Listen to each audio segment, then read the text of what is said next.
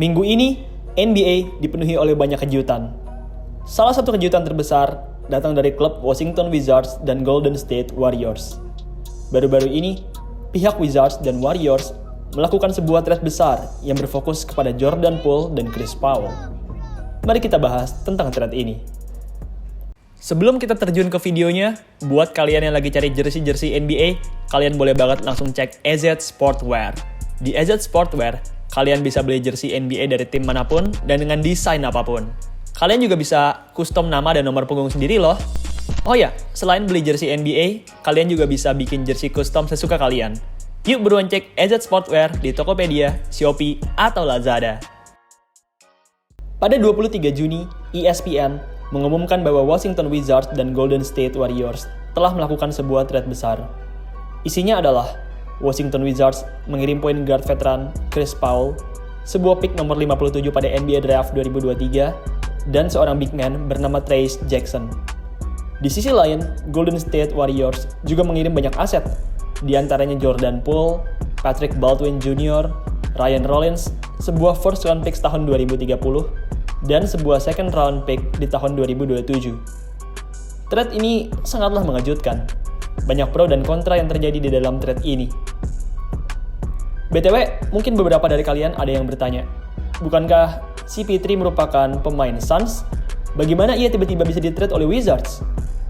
Jadi, sebelum trade Warriors dan Wizards ini terjadi, CP3 sudah di-trade oleh tim lamanya, Phoenix Suns, ke Washington Wizards. CP3 rupanya tidak lama di Washington Wizards. Baru beberapa hari, ia pun kemudian langsung di-trade ke sebuah tim asal San Francisco, yaitu Golden State Warriors. Trade ini sendiri sangat menguntungkan bagi Chris Paul. Washington Wizards merupakan tim yang amat suram. Mereka baru saja kehilangan segudang pemain bintang mereka. Oleh sebab itu, CP3 amat senang ketika tahu ia di-trade lagi ke Golden State Warriors. Di sisi lain, Jordan Poole juga bisa lebih bebas di Wizards. Saat ini, Poole merupakan pemain alfanya Washington Wizards. Ia merupakan pemain termahal sekaligus terbaik di Wizards saat ini. Poole juga akhirnya bisa terbebas dari Draymond Green. Semenjak tahun lalu, Poole sudah punya hubungan yang buruk dengan Draymond Green. Semenjak insiden penonjokan, hubungan Poole dan Green tidak pernah membaik dan bahkan sampai saat ini pun hubungan mereka belum juga membaik. Poole bahkan juga tidak lagi mengikuti Draymond Green di Instagram. Hal ini menunjukkan bahwa Poole benar-benar membenci Draymond Green. Kepergian Poole ini sebenarnya agak sedikit membingungkan bagi para fans. Sehari sebelum trade ini terjadi, General Manager Warriors yang baru, yaitu Mike Dunleavy Jr., mengungkapkan bahwa Poole masih akan berada di Warriors selama paling tidak 4 tahun lagi. Tapi rupanya, ia mengingkari janjinya dan men-trade Poole di hari esok. Melalui media sosial Warriors mengumumkan bahwa Jordan Poole resmi telah pindah dan sudah tidak lagi berseragam Warriors. Pada dasarnya, ada dua alasan utama mengapa Poole sampai di-trade oleh Golden State Warriors. Yang pertama, Poole punya nilai kontrak yang amat tinggi. Poole memakan terlalu banyak cap space, sehingga membuat Warriors tidak bisa mendesain pemain role berkualitas. Sebenarnya, masalah cap space ini tidak terlalu bermasalah, tapi masalahnya, Poole ini berpenampilan buruk di playoff kemarin. Di playoff 2023 kemarin, Poole tercatat hanya mampu mencatatkan rataan sekitar 10 poin dan 3 assist dengan persentase field goal yang hanya sebesar 34% dan persentase 3 points yang hanya sebesar 25%. Poole, yang pada saat musim reguler tampil apik, tiba-tiba saja meredup parah di babak playoff. Poole berhasil tampil apik dengan rataan sekitar 20 poin dan 4 rebound di musim reguler, tapi di babak playoff, tiba-tiba saja ia menurun, baik itu dalam produktivitas maupun efisiensi. Di Wizards nanti, saya yakin Poole dapat tampil amat bersinar.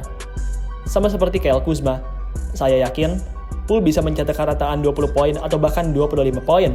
Meski begitu, rataan tersebut akan menjadi rataan yang tidak berarti karena timnya akan terus-menerus kalah di musim depan.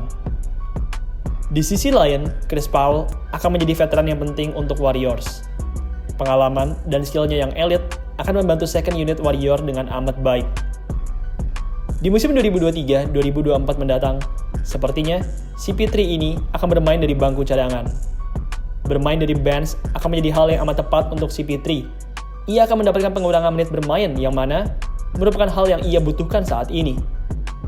Di usia 38 tahun, CP3 saat ini merupakan pemain yang rawan cedera. pengurangan menit bermain merupakan langkah yang tepat untuk mengurangi resiko cedera pada dirinya.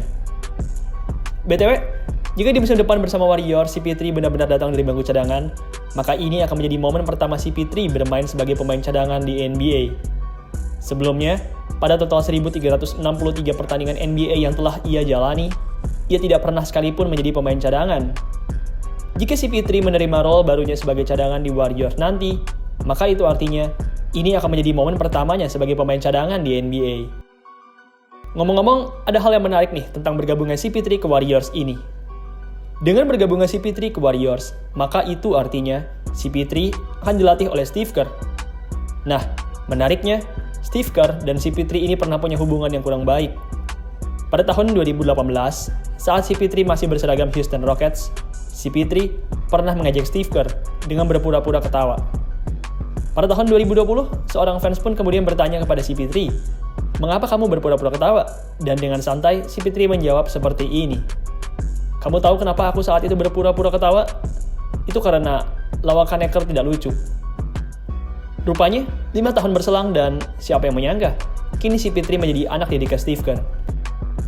Entahlah bagaimana CP3 nantinya bisa berduet dengan anak-anak Warriors. Kalau ia seandainya tidak menjadi pemain cadangan dan dijadikan starter, maka ia sudah pasti akan menjadi starting point guard dan kemudian Stephen Curry pun akan menjadi shooting guard.